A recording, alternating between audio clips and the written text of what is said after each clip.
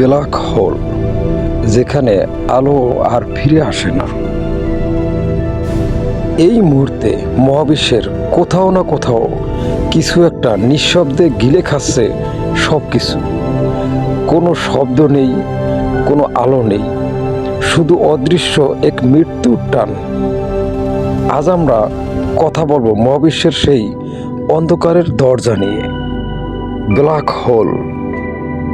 Black hole এটা কোনো গর্ত নয়, এটা চিরতরে হারিয়ে যাওয়ার জায়গা। এখানে মহাকর্ষ এত ভয়ঙ্কর যে আলো পর্যন্ত পালাতে পারে না।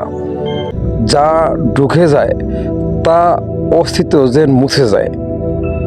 আমরা একে দেখি না, শুধুমাত্র এর মৃত্যুর ছায়া অনুভব করি। একটি দানবীয় নক্ষত্র যখন তার শক্তি ফুরিয়ে ফেলে কিংবা তার জ্বালানি শেষ করে ফেলে, তখন এর মধ্যে এক ভয়ঙ্কর বিস্ফোরণ ঘটে, যার নাম সুপারনোভা। এই সুপারনোভার পরই একটি নক্ষত্র ব্ল্যাক হোলে পরিণত হয়। 1 সেকেন্ড, 2 সেকেন্ড, তারপর জন্ম নেয় এক ভয়ঙ্কর ব্ল্যাক হোল। এই জন্ম কোনো বিস্ফোরণ নয়, এটা এক নীরব সর্বনাশ।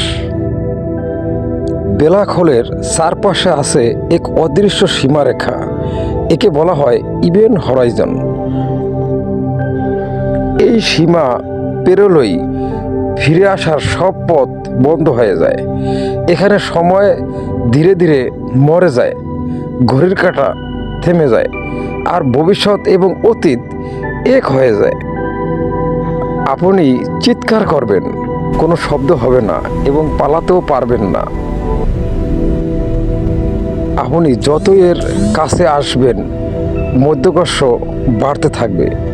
আপনার শরীরের টান পরে লম্বা হতে শুরু করবে।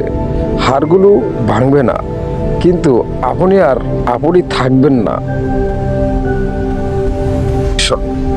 মানুষ সুতার মতো বানিয়ে ফেলে এবং শেষে সবকিছু মিলে যায় একটি বিন্দুতে, যার নাম সিঙ্গুলারিটি। ব্ল্যাক হোল শিকারী ঠিকই, কিন্তু বেপরোয়া নয়। সে ধীরে ধীরে শিকার করে, নীরবে, নিশ্চিতভাবে।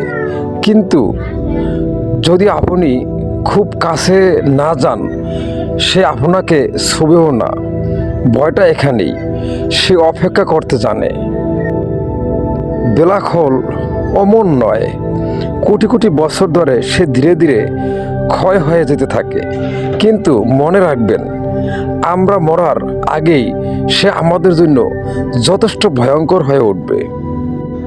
ব্ল্যাক হোল কোনো দানব নয়, এটা মহাবিশ্বের অন্ধকার আয়না, যেখানে তাকালে আমরা নিজেদের অসহায়ত্ব দেখি। আপনি কি সত্যিই মহাবিশ্বের ভয়ঙ্কর বস্তু সম্পর্কে জানতে আগ্রহী? তাহলে সাথে থাকুন। ধন্যবাদ সবাইকে।